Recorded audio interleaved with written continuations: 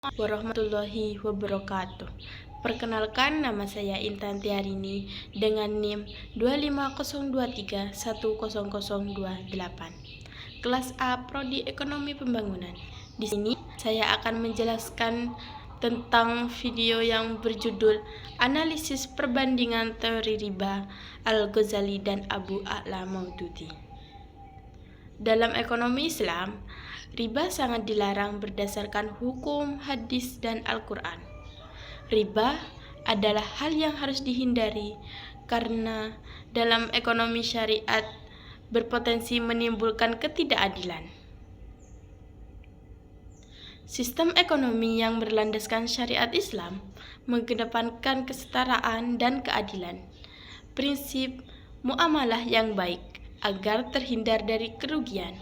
Perbedaan yang mencolok dengan ekonomi konvensional adalah larangan praktik riba atau bunga. Imam Ghazali ia lahir di Rusian Khurasan pada tahun 450 Hijriah atau 1058 Masehi.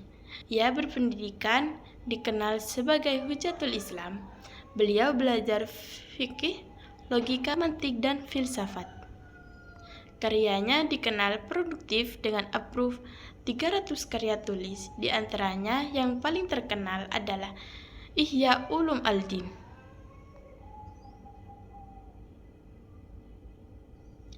Teori riba menurut Al-Ghazali adalah fungsi uang.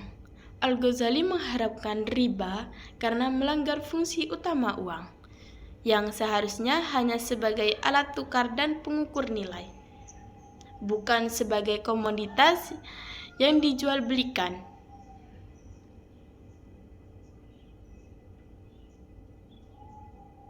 Riba dan eksploitasi. Larangan riba mutlak karena kemungkinan adanya eksploitasi dan menciptakan ketidakadilan serta menurut Al-Ghazali ada dua. Yang pertama, riba an-nasi'ah. Riba karena penundaan atau keterlambatan.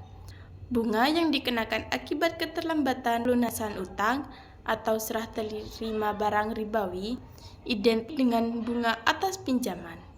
Yang kedua, riba al-fadl. Riba karena pembayaran tambahan.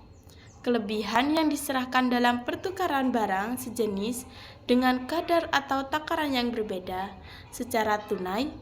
Pertukaran ini haram jika barangnya sejenis, emas dengan emas, gandum dengan gandum. Itu adalah salah satu contohnya. Contohnya ialah Abu A'la Maududi. Ia lahir pada 25 September tahun 1903 di Aurangabad, India. Ia mendapatkan pendidikan tradisional Islam dan modern, belajar di rumah dalam bahasa Inggris, Urdu, Persia, dan Arab.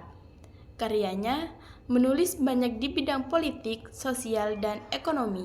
Salah satu bukunya membahas riba dari perspektif ekonomi teoritis yang kuat.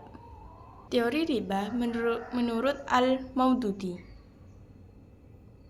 Riba atau bunga bank haram bagi Al-Maududi. Masalah riba sudah jelas. Modal tidak punya hak untuk memungut bunga yang tetap. Segala bentuk riba termasuk bunga bank adalah haram dan harus dihapuskan. Jika ingin untung, kreditur harus bergabung dalam akad kerjasama atau menjadi pemegang saham. Kritik terhadap teori riba menurut Al-Maududi memberikan kritik rasional terhadap dasar-dasar bunga yang dianggap sebagai riba. Bukan imbalan menahan diri karena kreditur meminjamkan uang yang berlebihan dan tidak ia gunakan sendiri. Jadi, tidak ada yang ditahan. Bunga bukan sewa. Sewa hanya dikenakan pada barang yang digunakan habis atau rusak. Contohnya seperti rumah, kendaraan, bukan pada uang, emas, dan perak. Modal hanya produktif jika dikelola oleh orang yang kompeten dan digunakan untuk bisnis produktif, bukan untuk tujuan konsumsi. Produktivitasnya tergantung faktor lain.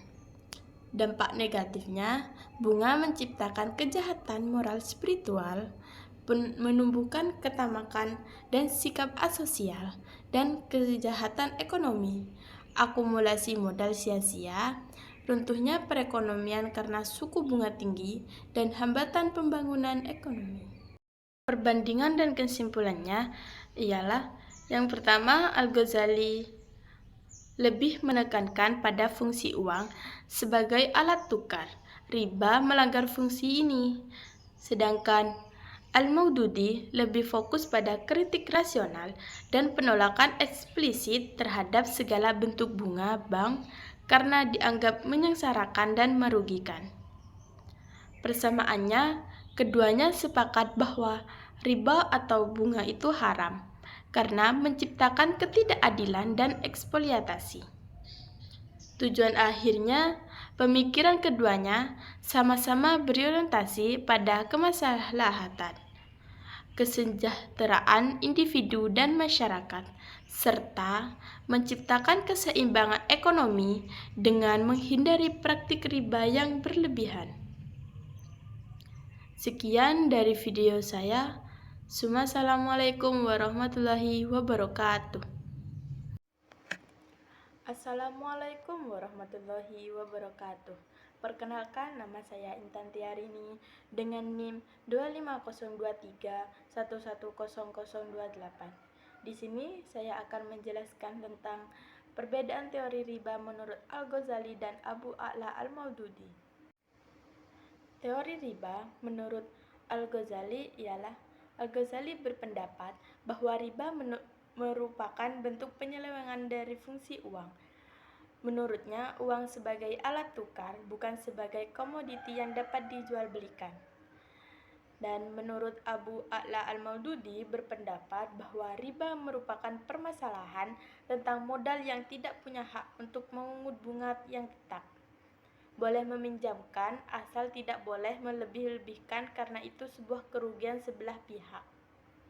Selanjutnya, perbedaan dan persamaan teori riba menurut Al-Ghazali dan Abu A'la Al-Maududi. Kesamaannya adalah baik Abu A'la Al-Maududi maupun Abu Al-Ghazali memberikan pendapat atau tafsiran bahwa riba termasuk praktik yang diharamkan dalam Islam. Dan keduanya berpendapat bahwa berpotensi besar menciptakan ketidakadilan karena merugikan salah satu pihak dalam transaksi. Perbedaannya, Al-Ghazali lebih menekankan pada fungsi uang sebagai alat tukar, sementara Abu A'la Al-Maududi mencakupnya lebih luas, yakni membahas tentang institusi yang berbasis bunga secara total. Al-Ghazali membedakan jenis riba, yakni an-nasi'ah, yaitu riba utang, dan riba al-fard, yaitu riba jual beli. Al-Maududi memberikan kritik tajam terhadap teori modern yang berbasis bunga. Selanjutnya, yaitu filosofi ekonomi dari dua tokoh tersebut. Yang pertama, filosofi Al-Ghazali tentang keadilan dan keterbukaan atau transparansi, menghindari riba demi kemaslahan bersama. Yang kedua, filosofi Abu A'la Al-Maududi, yakni membangun ekonomi yang produktif dan menjauhkan dari sistem yang hanya menguntungkan sepihak dan merugikan sepihak, sehingga menciptakannya sama-sama untung antara kedua belah pihak. Selanjutnya ialah nilai-nilai ekonomi yang diharapkan oleh Al-Ghazali maupun Abu A'la Al-Maududi, yaitu nilai ekonomi yang berorientasi pada kemaslahatan individu dan masyarakat serta keseimbangan duniawi dan ukhrawi. Instrumen kebijakan yang digunakan oleh Al-Ghazali yakni menegaskan bahwa fungsi uang yang sebagai alat tukar bukan sebagai komoditi yang bisa berkembang biak atau memiliki nilai dengan sendirinya. Yang kedua, instrumen menurut Abu A'la Maududi yakni pergantiannya dengan sistem ekonomi yang berorientasi kepada prinsip keadilan, kerjasama, dan produktivitas, serta menghindari kelebihan uang, baik dari peminjam ataupun transaksi lain yang berpotensi adanya bunga.